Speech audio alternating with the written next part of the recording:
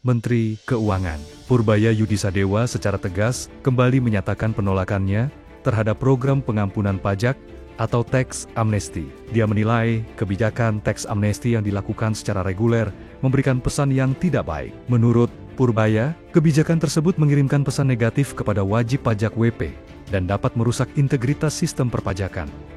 Secara filosofi, kalau tax amnesty dilakukan setiap saat, setiap beberapa tahun sekali, itu message-nya kepada pembayar pajak adalah, Anda sekarang kibulin aja pajaknya.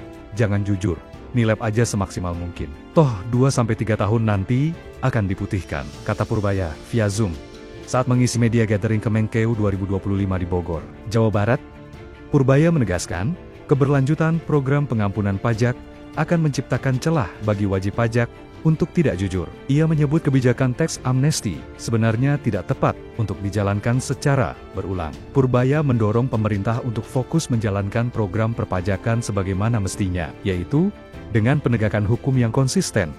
Jadi yang pas adalah ya jalankan program-program pajak yang betul, kolek yang betul, kalau ada yang salah, dihukum, tapi kita jangan meres gitu. Jadi, harus perlakuan yang baik terhadap pembayar pajak. Dan kalau udah punya duit, ya dibelanjain kira-kira gitu, ujar Purbaya. Dan saya yakin ekonomi kita triwulan keempat tentunya akan di atas 5%. Dia prediksinya 5,5%.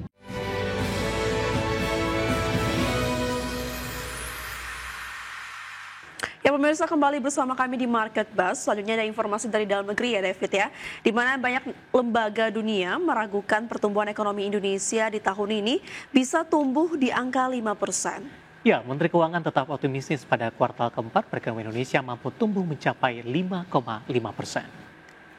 Ya, Bank Dunia melalui laporan East Asia and Pacific Economic Update edisi Oktober 2025 memproyeksikan pertumbuhan ekonomi Indonesia sepanjang tahun 2025 hanya mencapai 4,8%. Angka ini naik tipis dari proyeksi sebelumnya sebesar 4,7% atau masih di bawah target pemerintah yang dipatok di level 5%. Menteri Keuangan Purbaya Yudisadewa mengakui adanya perlambatan ekonomi pada kuartal ketiga di 2025. Namun dirinya menyebutkan faktor domestik menjadi penyebab utama, termasuk dampak dari gelombang unjuk rasa yang sempat terjadi di sejumlah daerah beberapa waktu lalu. Namun meski demikian, Menkyu optimis perekonomian Indonesia akan kembali menguat pada kuartal keempat 2025. Purbaya memperkirakan pertumbuhan ekonomi di kuartal keempat dapat mencapai 5,5%. Yang ini didukung oleh peningkatan penyaluran kredit perbankan yang dibooster penempatan dana pemerintah sebesar Rp200 triliun di Bank Himpara. Mungkin ya triwulan ketiga akan lambat karena memang perlambatan kemarin kan Anda lihat demo itu kan, itu sebetulnya indikasi ekonomi melambat. Cuma kan triwulan keempat akan tumbuh lebih cepat kan. Sekarang kredit sudah tumbuh di satu bank dari 8 ke 11% naiknya. Saya harapkan tempat lain juga seperti itu dan saya yakin ekonomi kita triwulan keempat tentunya akan di atas 5%. Dia prediksinya 5,5%. Triwulan keempat aja ya. Tapi saya nggak penting pernah jatuh, yang penting ke depan arahnya kemana. Karena akan lihat ke depan akan naik terus, bukan meroket. Situ. Sementara itu pemirsa, pelaku usaha justru sangat optimis bahwa pertumbuhan ekonomi di tahun 2025 tumbuh sangat positif. Ya, pasalnya dari segi kinerja ekspor cukup meningkat drastis. Menurut Ketua Perdagangan Internasional Kamar Entrepreneur Indonesia atau KEND, Shanti Samdasani, menyatakan prospek perekonomian Indonesia cukup positif di tengah gejolak perdagangan global, di mana sejumlah sektor perdagangan di berbagai komoditas menunjukkan peningkatan yang signifikan. Terlebih lagi menurut Shanti, saat ini resiliensi Indonesia cukup kuat dan masih terbaik dibandingkan dengan 7 negara lainnya, terutama di sektor perdagangan, investasi, dan juga industri. Dan mereka melihat Indonesia selama ini poin yang penting yang ingin saya sampaikan juga. Selama ini dari 1 tahun ini mulai Trump mengumumkan tarif sampai sekarang, kalau saya pelajari 7 negara ya, 7 negara saya pelajari, resiliensi Indonesia adalah tergolong salah satu yang terbaik. Oke. dari segi menjaga diplomasi, dari segi menjaga devisa, keseimbangan impor ekspor dan lain-lain. Saya melihat ini cukup baik dan saya melihat dari pihak pengusaha itu masih ada trust kepada pemerintah bahwa they can turn this around, bahwa ini bisa jadi ini. Jadi trust itu ada dan resiliensi dari dua belah pihak ada. Pengusahanya resilient, pemerintahnya resilient. And I think this is a very good formula.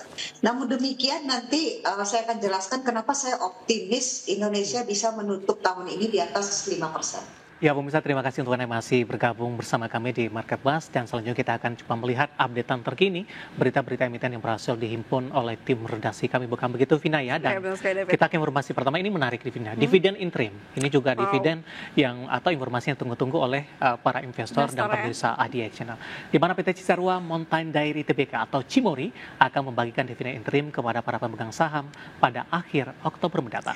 Ya, Cimori akan membagikan dividen interim senilai 793,46 miliar rupiah atau setara dengan Rp100 per saham. PT Cisarua Mountain Dairy Tbk akan membagikan dividen interim kepada para pemegang saham pada akhir Oktober mendatang. Cimori akan membagikan dividen interim senilai Rp793,46 miliar atau setara dengan Rp100 per saham. Sekretaris perusahaan Cimori, Dinar Primasari, menyatakan pembagian dividen interim tidak akan memberikan dampak negatif terhadap kinerja perseroan.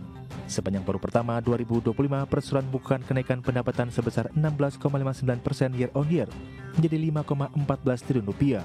Saat itu pendapatan perseroan banyak dikontribusikan oleh segmen makanan konsumsi yang mencatatkan penjualan sebesar Rp3,35 triliun. Penjualan segmen tersebut meningkat 31,83% year on year dibandingkan periode sama di tahun 2024. Perseroan pun bukan laba bersih sebesar Rp993,8 miliar pada semester 1 2025 atau naik dari sebelumnya yang hanya Rp802,39 miliar pada semester 1 2024. Dengan demikian, nilai dividen interim tahun buku 2025 setara dengan 79,84% dari total laba bersih perseroan sepanjang paruh pertama 2025. Berbagai sumber IDX Channel.